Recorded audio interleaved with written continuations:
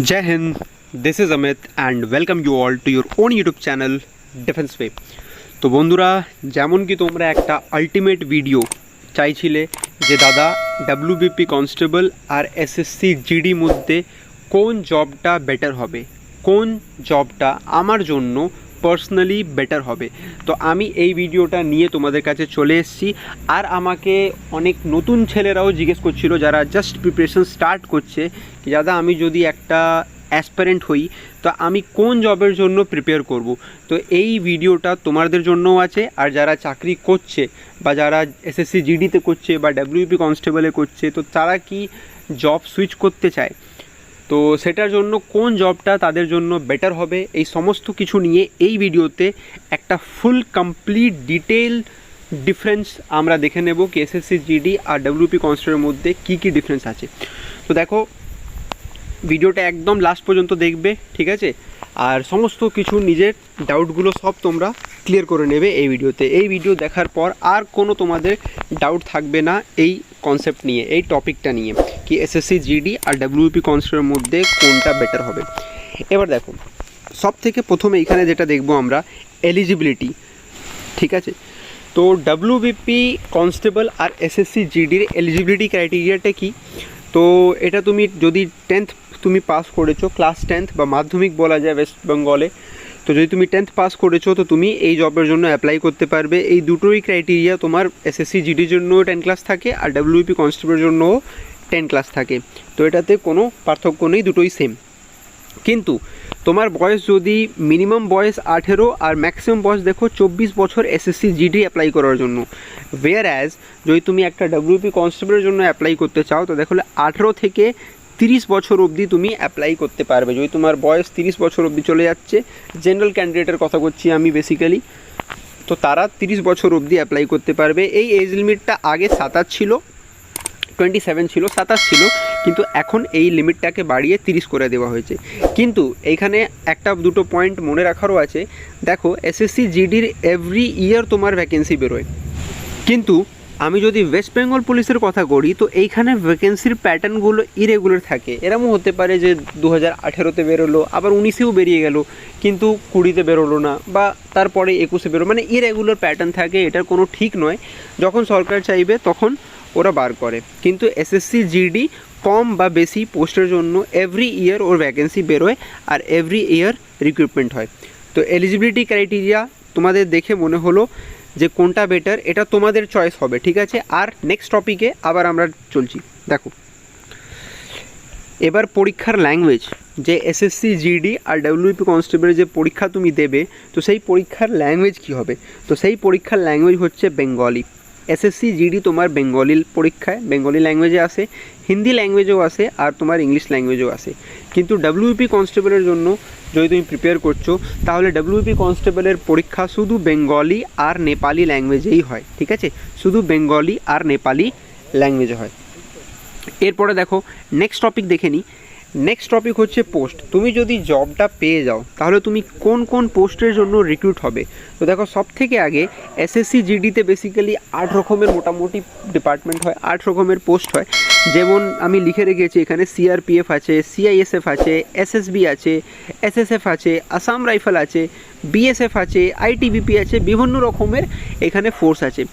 কিন্তু ডাব্লিউপি কনস্টেবলে দেখো এখানে র্যাফ আছে, স্যাফ আছে, এসএপি আছে, ডিএমজি আছে, অফিসিয়াল ওয়ার্ক কিছু হয়, স্টেকো আছে, তোমার সিআইএফ আছে, তারপর তোমার জেনারেল হয়েও খাটা যায়, বডিগার্ড, সিকিউরিটি, এইগুলোর পোস্টগুলো অন্য অন্য রকমের পোস্ট থাকে। কিন্তু এরা সবাই কিছু বছরের পর এরা সবাই ডিস্ট্রিক্ট পোস্টিং পেয়ে যায়, তখন এরা সবাই as a general constable duty করে, ঠিক আছে। এই সমস্ত পোস্টগুলো for a limited period of time, ঠিক আছে। ইনিশিয়ালি লার্নিং ফেজে তুমি বলতে পারবে যে 5-6 বছরের পর এই সব ফেজের যে র্যাফ হোক স্যাফ হোক সবারই হয়ে যায়, পোস্টিং হয়ে যায়, ঠিক আছে। চলো নেক্সট টপিক দেখে নিই। নেক্সট টপিক হচ্ছে জয়নিং প্রসেসটা কেমন।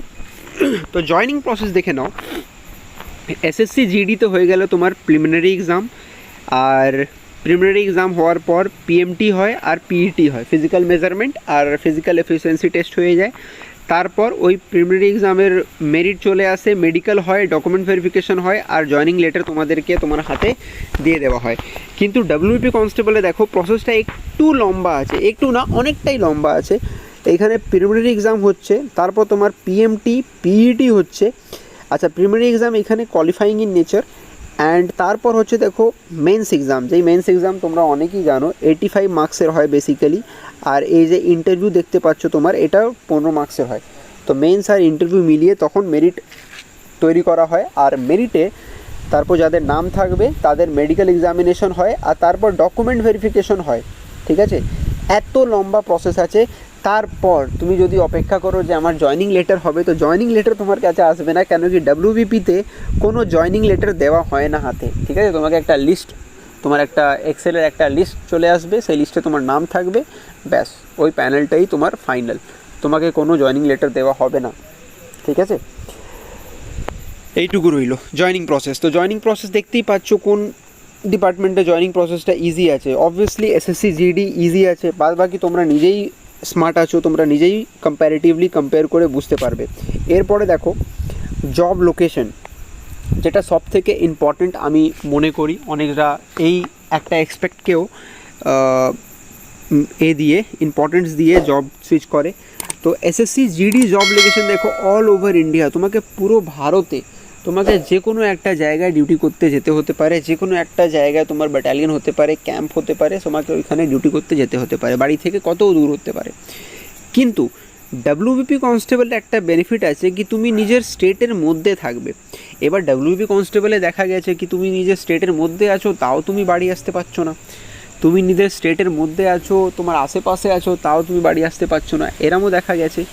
তো এবার এটা তোমাদের উপরে আছে, তুমি যদি ভালো জায়গায় চলে যাও তাহলে তুমি ওটা তোমার জন্য ভালো হয়ে যাবে, কিন্তু কেউ যদি খারাপ জায়গায় চলে যায় তো সেখান থেকে সে আর যাতায়াত করতে পারবে না। তো এটা ডিপেন্ড করে actually. Okay, moving on to the next topic. Now the next topic is leave. ছুটি কত পাওয়া যায়? তো এসএসসি জিডিতে অ্যাপ্রক্সিমেটলি যদি আমি নিয়ে নিই, তার 90 ডেজের ছুটি পাওয়া যায়। ঠিক আছে, বেসিক্যালি 3 মাস ওরা ডিউটি করে, আর 1 মাস যদি মনে করে ওরা ছুটি নিয়ে নেয়। তো লিভ ওদেরকে লিভ কম্প্যারেটিভলি যদি আমি ডাব্লিউবিপির সঙ্গে কম্পেয়ার করি, তো কম্প্যারেটিভলি ওদেরকে লিভ একটু তাড়াতাড়ি একটু কমফোর্টেবলি লিভ পেয়ে যায় ওরা। কিন্তু ডাব্লিউবিপি কনস্টেবলতে মোটামুটি 60 দিনের ইন অ্যান অ্যাভারেজ যদি আমি বার করি, 14 দিন যদি আমি সিএল নিয়ে নিই, তারপর যদি আমি ইএল নিয়ে নিই 30 দিন, ইএল তো সাধারণত পাওয়া যায় না, তাও আমি যদি ক্যালকুলেট করি 30 দিন, তারপর আমি যদি সিসিএল নিয়ে নিই, তো এই সমস্ত ক্যালকুলেট করে আমি রাফলি ভেবে নাও আমি 30 দিন যদি করলাম, তাও এই 60 দিনের মধ্যে তুমি অনেক ছুটি নিতে পারবে না, তুমি ছুটি নিতেই পারবে না বেসিক্যালি, যতক্ষণ না তোমার বাড়িতে কোনো এমার্জেন্সি সিচুয়েশন হচ্ছে বা কিছু একদম এমার্জেন্সি হচ্ছে, তখন তুমি তোমার ছুটি পাবে না। ঠিক আছে, তো official leave is there but not granted easily, যেমন কি এখানে লেখা আছে অফিসিয়াল লিভ ওইখানে আছে, কিন্তু তোমাকে ইজিলি দেওয়া যাবে না।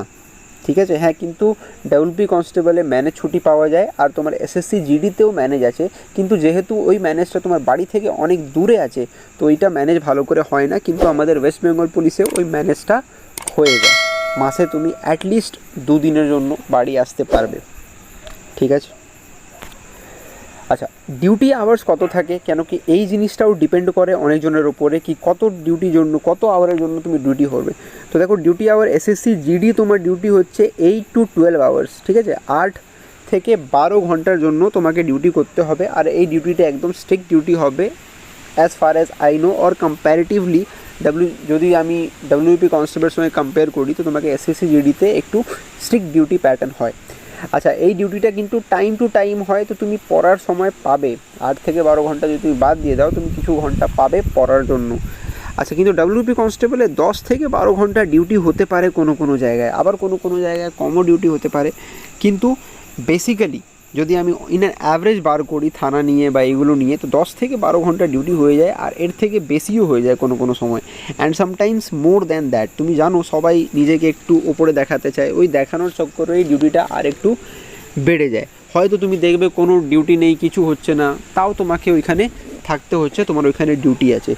তো ডিউটি আওয়ার্স নট ফিক্সড, এখানে তোমার ডিউটি আওয়ার্স ফিক্সড হবে না, তো যেটা একটা ভাইটাল প্রবলেম। হয়তো তুমি এক্ষুনি জাস্ট একটা মক টেস্ট দেওয়া শুরু করলে আর তোমাকে ডেকে নিল কি না ডিউটি বেরোতে হবে, তো এরমও হতে পারে তোমাকে ওই মক টেস্টটা ওইখানেই পজ করে বা এক্সিট করে বেরোতে হবে। তো এই ব্যাপার। এবার দেখো সবথেকে ইম্পর্টেন্ট অ্যাসপেক্ট যেটা হলো তোমার স্যালারি। তো স্যালারি দেখো এসএসসি জিডিতে স্যালারি 35 থেকে 40,000-এর মধ্যে ভ্যারি করে। বেসিক্যালি আমি একটা রাফলি আইডিয়া বলছি, বেসিক্যালি এই স্যালারিটা এরমই পাওয়া যায়, 36,000 সামথিং পাওয়া যায়।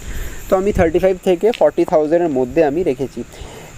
আচ্ছা, ডাব্লিউপি কনস্টেবলে দেখো স্যালারিটা 25,000 থেকে 30,000-এর মধ্যে পাওয়া যায়। ডাব্লিউপি কনস্টেবলের স্যালারি 25,000 থেকে 30,000-এর মধ্যে পাওয়া যায়। বেসিক্যালি এটা 25,000-ই পাওয়া যায় আমি বলবো ট্রেনিং পিরিয়ডে, তারপর তোমার 28-এর কাছাকাছি কিছু চলে আসবে, কিন্তু আমি একটা রাউন্ড অফ করে বলেছি 25 থেকে 30। এবার তুমি বলবে কি তাহলে তো এসএসসি জিডিতে স্যালারি বেশি আছে?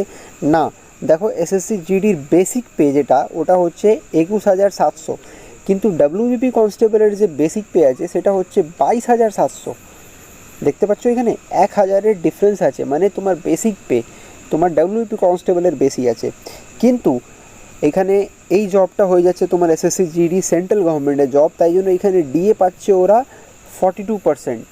এখন হয়তো 38% পাচ্ছে, কিন্তু ডিএ 42% অ্যানাউন্স হয়ে গেছে, ঠিক আছে? তো 42% ডিএ পেয়ে যাচ্ছে, তাই জন্য ওদের স্যালারিটা একটা বুস্ট পেয়ে যাচ্ছে। কিন্তু আমাদের ওয়েস্ট বেঙ্গলে ডিএ আগে 3% ছিল, আমাদেরও অ্যানাউন্স করেছে যে আমাদের ডিএ আর 3% বাড়িয়ে 6% করে দেবে। তো কিছু বলার নেই, 6% আছে। অনেকজন লড়াই করছে যে এই ডিএটা অন্তত 30% হোক, যেহেতু ওয়েস্ট বেঙ্গলের মানুষগুলোর ভালো হোক, কিন্তু দেখা যাক। এরপরে দেখো এসএসসি জিডি মানে সেন্ট্রাল, ওইখানে দেখো 7th পে কমিশন লেগে আছে, আর আমাদের এখানে 6th পে কমিশনের 6% ডিএ আমরা পাচ্ছি আপাতত। তো এখানে দেখো ক্লিয়ার উইনার তুমি দেখতে পাচ্ছ, এসএসসি জিডি হয়ে যাচ্ছে। তোমার বেসিক পেটা আছে, কিন্তু বেসিক পে থাকা সত্ত্বেও তোমার এসএসসি জিডি স্যালারিটা বেশি আছে, only because of DNS alliance. এরপরে দেখো ডিপার্টমেন্টাল এক্সাম, অনেকজন আবার প্রমোশনের দিকেও দেখতে যায়। তো প্রমোশন দেখো এসএসসি জিডি তুমি 3 বছর, প্রতি 3 বছরে তুমি একটা পরীক্ষা হয়, ওই পরীক্ষায় তুমি বসতে পারবে। কিন্তু ডাব্লিউপি কনস্টেবলে কী হয়, তুমি 7 থেকে 8 বছর মানে বেসিক্যালি 5 বছর তো তোমাকে কাজ করতেই হবে ডিপার্টমেন্টে, তারপর তুমি পরীক্ষায় বসতে পারবে। এবার এটাও জরুরি নয় কি তুমি 5 বছর পর তোমার পরীক্ষা হবে, যখন ভ্যাকেন্সি থাকবে তখন পরীক্ষা হবে, তখন তুমি পরীক্ষায় বসতে পারবে। আবার পরীক্ষায় অনেকজন বসে অনেকজন পাসও করে যায়, কিন্তু তখন আবার মেজরিটি হিসাবে মানে যে বেশি মার্কস পেয়েছে সেই হিসাবে তাকে পোস্টিং দেওয়া হয়।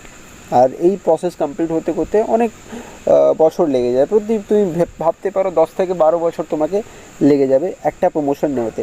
কিন্তু এইখানে ডাইরেক্ট প্রমোশন তোমার এএসআইতে হয়, ঠিক আছে, অ্যাসিস্ট্যান্ট সাব ইন্সপেক্টরে হয়। আচ্ছা, এরপরে নেক্সট টপিক দেখে নিই, ক্যান্টিন ফ্যাসিলিটি। আচ্ছা, এটাও একটা অনেকই বড় জিনিস, হয়তো তোমাদের কাছে অনেক বড় জিনিস হবে এটা। তো দেখো আর্মি ক্যান্টিন আছে এইখানে, ঠিক আছে। এসএসসি জিডিতে কী হয়, আর্মি লাইক ক্যান্টিন ফ্যাসিলিটি পাওয়া যায় এখানে। কিন্তু ডাব্লিউবি কনস্টেবলে যদি আমি দেখি, তো এখানে যখন তোমার ক্যান্টিন কার্ড প্রিপেয়ার করবে তোমার থেকে কিছু টাকা নেবে, 500 টাকা নেবে বেসিক্যালি, ওটা লাইফ টাইমের জন্য, ওটা সবাইকে দিতে হয়। আমি বলে দিলাম জাস্ট ফর নলেজ। কিন্তু লিমিটেড আইটেমস ওরা স্টোর করে, ঠিক আছে। আর এমন আইটেমস, যে আইটেমসগুলো তুমি ইউজ করো না বা যে আইটেমসগুলোর কোনো দরকার নেই।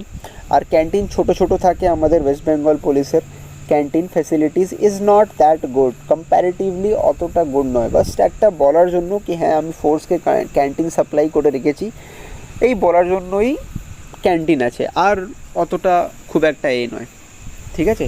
কিন্তু ডাব্লিউপি কনস্টেবলের ক্যান্টিন খুব একটা ভালো ক্যান্টিনে তুমি যেতে চাও তো তুমি ব্যারাকপুর চলে যাও, এখানে ক্যান্টিন আবার বড় আছে, কিন্তু সবসময় তুমি ব্যারাকপুর যেতে পারবে না, তো সেই জিনিস আছে। এরপরে দেখো নেক্সট টপিক দেখে নিই। নেক্সট টপিক হচ্ছে তোমার পেনশন স্কিম। তো পেনশন স্কিমে দেখো এটাও একটা ভালো রোল প্লে করবে তোমাদের ডিসিশন মেকিংয়ে। এসএসসি জিডিতে তোমার নিউ পেনশন স্কিম আছে, মানে তোমাকে নিজের স্যালারি থেকে কিছু টাকা কাটাতে হবে, ঠিক আছে। আর ওল্ড পেনশন স্কিম আছে আমাদের ওয়েস্ট বেঙ্গল পুলিশে, মানে এখানে আমাদের পেনশনের জন্য কিছু টাকা কাটে না বেসিক্যালি। তো ডাব্লিউপি কনস্টেবলে ওল্ড পেনশন স্কিম, আর এসএসসি জিডিতে নিউ পেনশন স্কিম। এই ছিল কিছু ডিটেলস আমি যেটা তোমার সঙ্গে ডিফারেন্সিয়েট করে ভালো করে বক্সে ডিফারেন্সিয়েট করে তোমাদের কাছে শেয়ার করলাম। এবার তোমরা ডিসাইড করো, কেন কি এই জবটা তোমাদেরকে করতে হবে, whether you are preparing or doing the job of a SSC GD or as a WP constable you have to decide, তোমাকে ডিসাইড করতে হবে কি তোমার জন্য কোন জবটা ভালো, তোমার জন্য কোন জবটা ভালো হবে, তোমার ফ্যামিলির জন্য কোন জবটা ভালো হবে, যেখানে তুমি একটু ফ্রিডম পাবে। এরপরে যদি আমার সাজেশন নাও কি আমার সাজেশন কী হবে, কোন জবটা বেশি ভালো, তো আমি বলবো এই দুটোই জবটা ভালো নয়। তুমি পড়াশোনা করো আর আরও ভালো যে কোনো একটা সিভিল জব বা যে কোনো একটা জব নেওয়ার চেষ্টা করো। কিন্তু অনেকজন আবার প্রিপেয়ার করে কি না আমি ফোর্সেই থাকবো, তো তাদের জন্য এই জব ভালো হতে পারে। তো যদি তুমি টাকার পিছনে যেতে চাও তাহলে তোমার এসএসসি জিডি হয়ে গেল কি হ্যাঁ আমার একটা ডিউটি আওয়ার ফিক্স থাকবে, আমি এই জবের টাকা পাবো, এই পাবো। আর যদি তুমি বলবে না আমি নিজের স্টেটের মধ্যে থাকতে চাই, ওয়েস্ট বেঙ্গল পুলিশে আমি নিজের বাড়ির কাছে থাকতে চাই, হয়তো কোনো এমার্জেন্সি পড়লে আমি হট করে যেতে পারবো বা আসতে পারবো, in that situation West Bengal police constable job is better comparatively than SSC GD. বাদ বাকি তোমরা সবাই অনেক স্মার্ট আছো, তোমরা নিজে ডিফারেন্সিয়েট করতে পারবে কি কোন জবটা তোমাদের জন্য ভালো। আমি এর পরের ভিডিওতে একটা ডিটেল কম্প্যারিজন ভিডিও নিয়ে আসবো যে এসএসসি জিডির পে স্লিপ আর ডাব্লিউপি কনস্টেবলের পে স্লিপটা পুরো তোমাদেরকে কম্পেয়ার করে এইভাবে আমি শো করব। আর কমেন্ট সেকশানে আমাকে অবশ্যই জানাবে যদি তুমি ডাব্লিউপি কনস্টেবলের কম্প্যারিজন ভিডিও আরও চাও, যেমন কি গ্রুপ ডির সঙ্গে কম্পেয়ার করব বা অন্য কোনো জবের সঙ্গে কম্পেয়ার করে তোমাকে বলবো, এমটিএসের সঙ্গে কম্পেয়ার করে তোমাকে বলবো কি কোন জবটা বেটার হচ্ছে। তো যদি ভিডিওটা তোমাদেরকে ভালো লাগে তো অবশ্যই লাইক করে দেবে, আর চ্যানেলটাকে তো যদি তুমি নতুন থাকো তাহলে এক্ষুনি সাবস্ক্রাইব করো তাড়াতাড়ি, সাবস্ক্রাইব করে বেল আইকনটাকে প্রেস করে দাও, অন করে দাও, অল করে দাও, যেহেতু তোমরা কোনো আমাদের কাছ থেকে কোনো একটা ভিডিও মিস না করো। এছাড়া আমরা চ্যানেলে কুইজও আপলোড করতে থাকি, তো ওই কুইজের অ্যান্সার করতে থাকবো, ওইগুলো একদম রানিং কুইজ, রানিং কারেন্ট অ্যাফেয়ার্সের উপরে আমরা কুইজ পাবলিশ করি, ওইখানে কুইজ তৈরি করে ডালি। তো সেই কোশ্চেনগুলো তুমি দেখবে আগামীকালে যে কোনো একটা পরীক্ষায় সেই প্রশ্নগুলো আসতে পারবে। তো এই ছিল ছোট্ট একটা ভিডিও, অনেক দিন পর ভিডিও করলাম কেন কি একটু অসুস্থ ছিলাম, বাট নাথিং টু ওয়ারি, এখন আমি ঠিক আছি। হয়তো সাউন্ড একটু প্রবলেম আছে আমার ভোকালে, কিন্তু ম্যানেজেবল, তোমরা একটু ম্যানেজ করে নাও। Thank you, Jai Hind, this is Amit Singh signing of.